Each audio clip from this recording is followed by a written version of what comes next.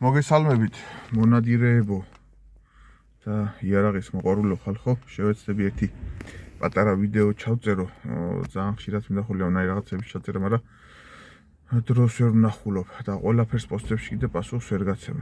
მე მინდა ერეკლე კალანდარიშვილს უპასუხო ესეთი კითხვა დამისვა ვაზნების თაობაზე, რომ 36 გრამიანსო რატო შეიძლება რომ ჯობდესო 32 გრამიანიო ლოგიკურად 36 გრამიანში უფრო მეტი მარცვლების საფანტი ყრიაო და 32-იანმაო როგორ შეიძლება რომ უკეთესად იმუშაოსო და მინდა რომ ამ მიმართულებით ერთი პატარა მიმოხილვა გავაკეთოთ ასე რომ ვთქვათ საუბრის დონით რა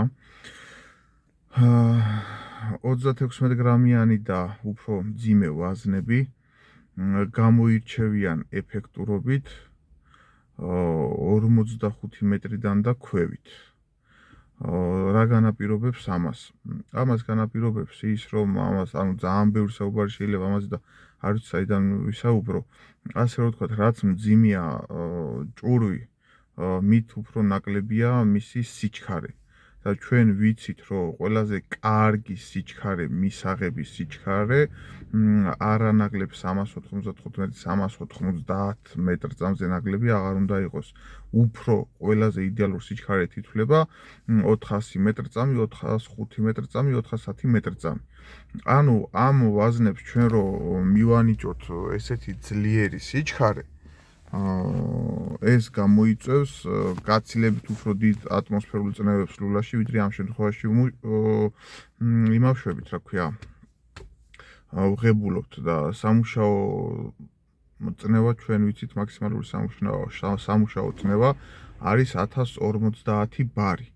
ამაშიც არ არის პრობლემა, ეხლა ეს თოფები უძლებენ უფრო დიდ წნევებსაც და არ არის პრობლემა სიტყვაზე რომ იყოს 1400 და 1500 ბარიანი, მაგრამ აქ მეორე უკიდურესობაში გავდივართ, რომ რაც უფრო მატულობს სიჩქარის მომატების კუთხით, რაც უფრო მატულობს წნევა ლულაში, მით უფრო ზიანდება ტყვის მარცვლები. რაც ანუ აფეთქების დროს ზედმეტი წნევის ზეწოლისგან ხდება დეფორმირება მარცვლების, რაც შესაბამისად იწვევს შემდეგ ლულიდან გამოტყორცნილი ჭურვის დროზე ადრე გაფანტვას, ჰაერთან დინამიკაში ვერ შედის და იფანტება. ეს ფაქტორიც არის მაღალი გრამიანი ვაზნების შემთხვევაში, ვთქვათ 36, 38, 40 და ესე მიყოლებული 60 გრამამდე. ეს ფაქტორი აქაც ამ ტყვის სიჩქარეზეც ასე რომ ვთქვათ, თუ მაღალ სიჩქარეს მივანიჭებთ, უფრო მაღალი პროცენტულობით გვექნება ეს, რაც შესაბამისად იწვევს დიდ გაფანტულობას და ანუ მანძილზე ვეღარ მუშაობს, მაქედან გამომდინარე არ მიდის, რამდენიც არ უნდა ეყაროს საფანტი შიგნით, უბრალოდ მანძილამდე ვეღარ აღწევს ეს აეროდინამიკა დარღვეული საფანტის მარცვლები მიზნამდე ვეღარ აღწევს იმ მანძილში, ასე რომ ვთქვათ, მაქსიმალური სამუშაო მანძილი რო ავიღოთ 60 მეტრა. 45 მეტრის იქეთ.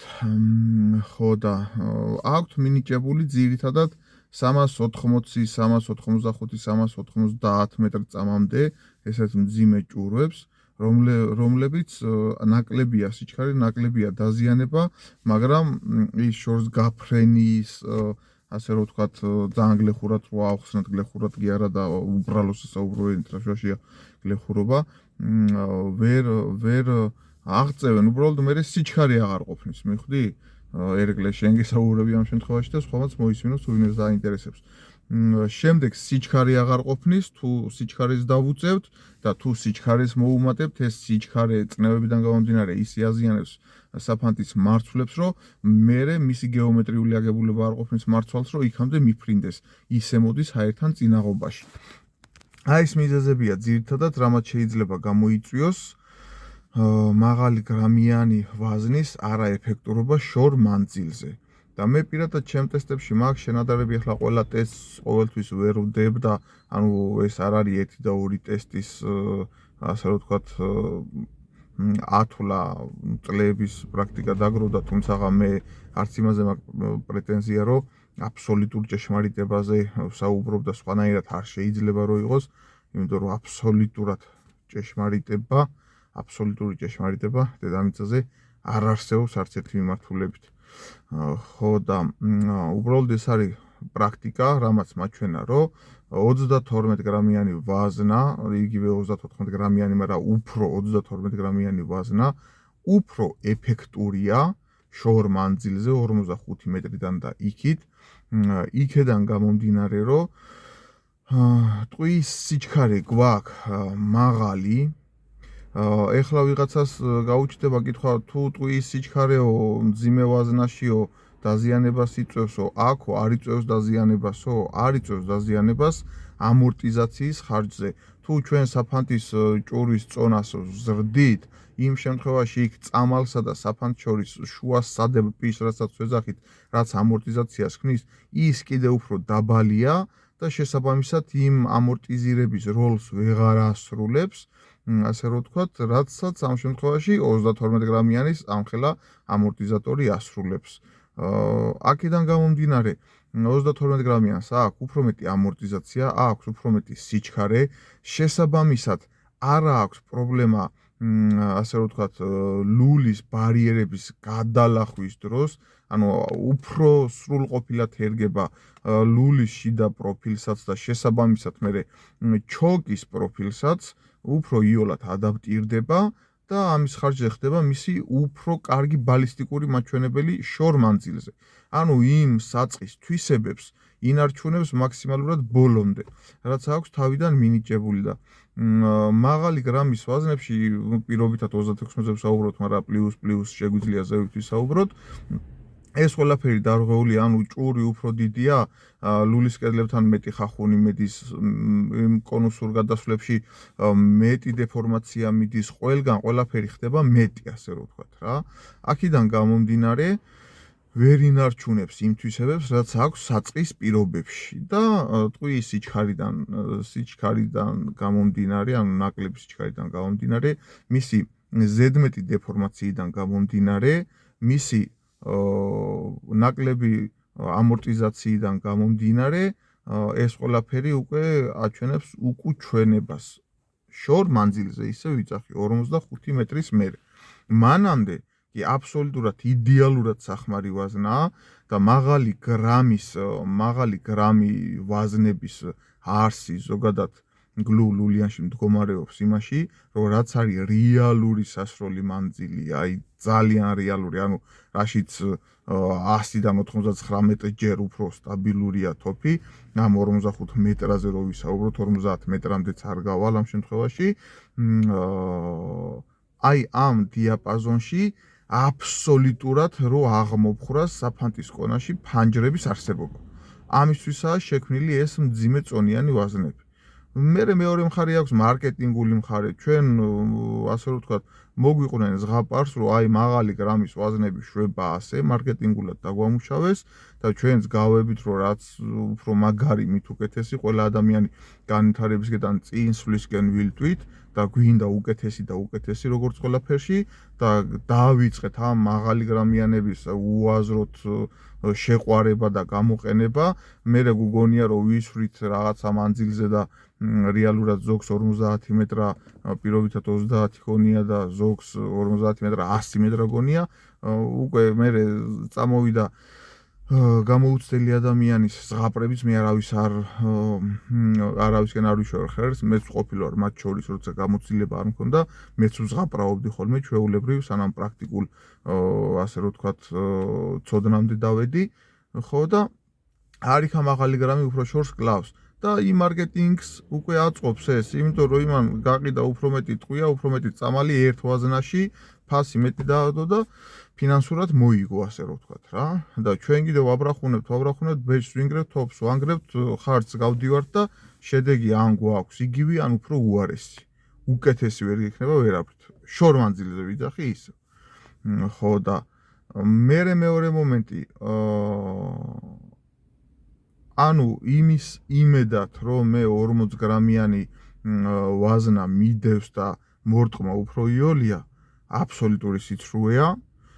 უფრო დიდ უწოდინრობაში ვარდება ადამიანი ამ კუთხით და თავის ინტელექტს აღარ ენდობა და არის სხვაზე მინდობილი, რაც ცალსახად მონურ ბუნებას აღნიშნავს. მეც ვიყავი ამის სიტყვე, ანუ შენს თავს კი არ სთხოვ პასუხისმგებლობას, არამედ სხვას სთხოვ პასუხისმგებლობას და ამ შემთხვევაში შენი თავის პასუხისმგებლობის მოთხოვნა რაშია, იცი რომ ინტელექტი აღიმაღლო, სროლისა, თვალის გაწაფვისა, საკითხთან მიდგომისა და იყო უფრო რეალისტი ვიდრე ასე რომ ვთქვათ პოპულისტი რა საქმეებთან მიდგომაში და როცა პოპულისტი არ ხარ, ვერც სხვა ვერ გახვევს იოლად თავის მარკეტინგულ ხრიკებს თავზე.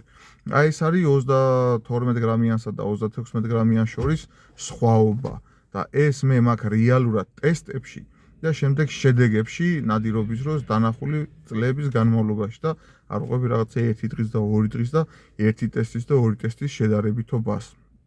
აი ეს არის ძირითადი პირობები. რატომაც შეიძლება რომ ჯობდეს 32 გრამი 36 გრამს და უფრო მაღალ წონიან გრამებს. ამორტიზაციის ნაკლებობა, ზედმეტი დეფორმაცია, ნაკლები სიჩქარე, აი ეს ყველაფერი ახასიათებს მაღალი გრამის ვაზნებს. ეს დავიმახსოვროთ. რატო არ ხმარობენ პირობითად სპორტულ სროლებში 32 გრამიანს, კიდე 30 გრამიანს, კიდე 34 გრამიანს? რატო არ ხმარობენ? გითხვები არ გაგჩენიათ? იმიტომ არ ხმარობენ, რომ 28 გრამიანი და 24 გრამიანი გაცილებით კიდე უფრო სწრაფია და გაცილებით კიდე უფრო მეტი ჭრის კოეფიციენტი გააჩნია ამის ხარჯზე, რომ საფანტი დაუზიანებელია და ისა რა ქვია, უფრო ჩქარია, ასე რომ ვთქვათ რა, მაგრამ ეს სიჩქარე ტყუის საფანტის შემთხვევაში ოქროს შუალედი არის 400 მეტრზამიდან 415 მეტრწამის შუაში. იმის იქით უკვე კიდე უფრო უკუ საპირისპირო ისინი სინდრომები მიდის, რამდენადაც სწრაფად გადის ლულიდან, იმდენად სწრაფად კარგავს ტყვიას სიჩქარეს. აი ამიტომ არ იყენებენ. მე არ ჭირდება ზედმეტი უკუცემა, იმიტომ რომ იქ რაოდენობა არის სასროლი სპორტულ შეჯიბრების დროს, ან ვარჯიშის დროს, იქ რაოდენობა უნდა ისროლო, იქ არის 200-დან 500 ვაზნამდე საუბარი ვარჯიშის დროს. საშუალოდ კაი სპორტსმენი 200-დან და ზევით ისვრის. შეჯიბრების დროს გაქვს 200 გასროლა, ანუ ბეჭი უნდა შეგრჩეს, ლოყა უნდა შეგრჩეს და ფიზიკური შესაძლებლობები უნდა შეგრჩეს. ამიტომაც არ არის გამოყენებული იქ მეტი და არც კიდე არარეალურ მანძილებზე არ უწევთ სროლა. და კითხვა, თუ ასე რომ ვთქვათ, რეალურ სასროლ მანძილში ისვრიან მესტენდურები, ანუ 24 გრამიანი და 28 გრამიანი სავსებით საკმარისია ობიექტის დასაზიანებლად, თუ შენ ინტელექტუალურად ხარ განვითარებული. და არ ხარ პოპულისტი, კიდე ერთჯერ ვიმეორებ, ხო? არავის ცილს არ ვწამებ, რაც შეიძლება მეორე ხარისხოვანი თქვა და ცალსახად შეურაცხმყოფელი იყოს ვიღაცისთვის, ყველა მიცოდეს, რომ ყველა ექსაფეხური მაქვს გავლილი. და მე არც ანგელოზი მგონია ჩემი თავი და არც ბოლო დონის წმინდანი, მე სხვასავით ცოდვილი ადამიანი ვარ. უბრალოდ მკვეთრი სიტყვების ხმარა კარგია, იმიტომ რომ იოლა ტიპოს ადამიანმა თავისი შეცდომა.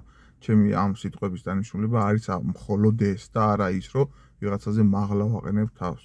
თუ ვინმეს გონიათ თქვენი თავი, ასე რომ ვთქვათ, ყველაზე ან კარგი, ან ყველაზე ცუდი, ასე რომ ვთქვათ, ჩათვალეთ, რომ მათ შორის ყველაზე დაბლავდი ვარ მე. აი ამ სიტყვებით დავამთავრებ ამ ყველაფერს და ღმერთმა სიკეთე და კაი ამბავი მოგცეთ ყველა თქვენთაგანს.